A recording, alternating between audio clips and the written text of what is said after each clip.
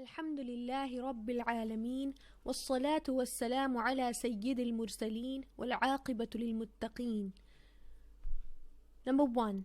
Islamic history. Hazrat Abdullah bin Mubarak rahimahullah. Hazrat Abdullah bin Mubarak rahimahullah was an extremely learned scholar, a great muhaddith, an expert in fiqh, and perfect example of one who truly recognized Allah. He was a student of both Imam Abu Hanifa rahimahullah as well as Hazrat Sufyan Thawri rahimahullah.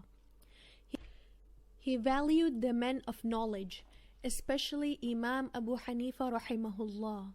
He specialized in the field of ahadith and taught thousands of students.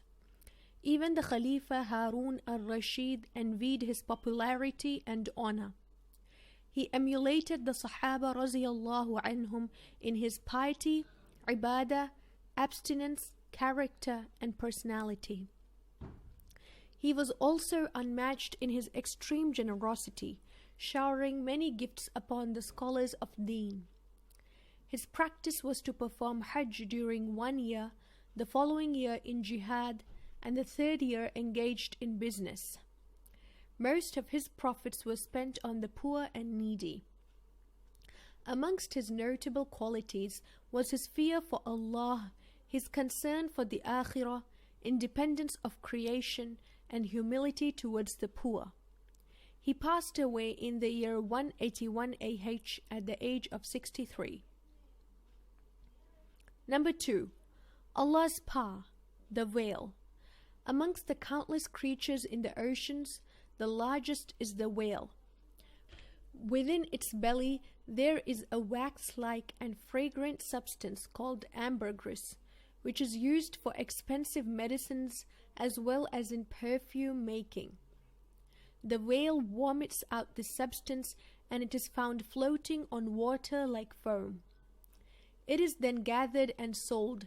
Another peculiarity of the whale is that it beaches before it is due to die and breathes its last on the shore. It then becomes free food for so many. Number 3. A fard. Believing that Allah will resurrect everyone. Allah says in the Quran, "It is Allah who has created you, then sustains you, will then give you death, and again give you life on the day of Qiyamah. Are there any of your partners, gods, who can do any of this? Allah is pure and exalted above the partners they, the mushrikeen, ascribe to Him, because none can do what He can do." Surah Rum, verse 40. Number 4. As-Sunnah, the Masnoon Qira'ah during the 2 rak'ahs after Tawaf. Hazrat Jabir raziyallahu anhu reports that Rasulullah sallallahu alayhi wasallam recited Surah Kafirun and Surah Ikhlas in the 2 rak'ahs after Tawaf.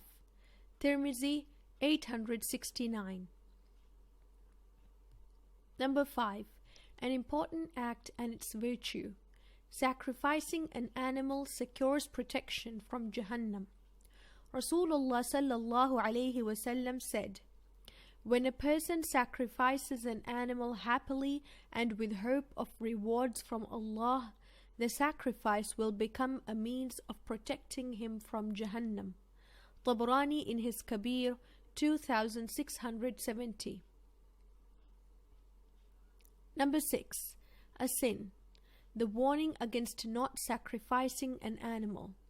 Rasulullah sallallahu alayhi wasallam said, "The person who does not sacrifice an animal despite having the means of doing so should not even approach our Eidgah."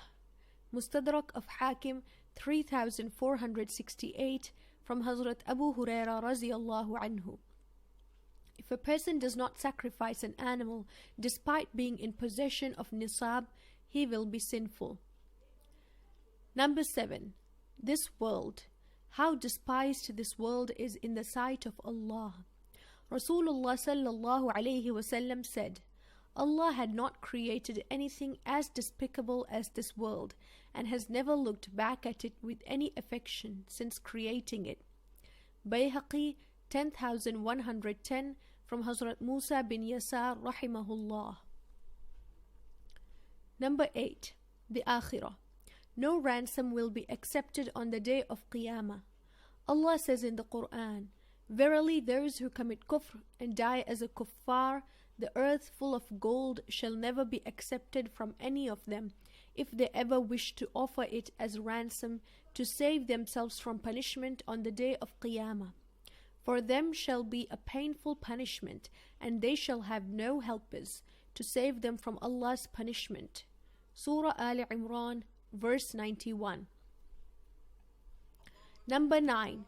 Cures from the Quran and Rasulullah sallallahu alayhi wasallam. The benefits of Zamzam. Rasulullah sallallahu alayhi wasallam stated that the water of Zamzam serves as both food as well as a cure for diseases. Bayhaqi 3973 from Hazrat Abdullah bin Abbas radiyallahu anhu. Number 10. Quranic advice. Allah says in the Quran, "O you who have Iman, when the call adhan is made for the Jumu'ah Salah on the day of Jumu'ah, Friday, then hasten towards Allah's remembrance, towards the Jumu'ah Salah to take place in the masjid, and leave trading. This is best for you in both worlds if you but knew the eternal side of the Salah, which far exceeds the temporary value of the wealth you may attain by trade." Surah Jumu'ah, verse 9. سبحان ربك رب العزة عما يصفون وسلام على المرسلين والحمد لله رب العالمين.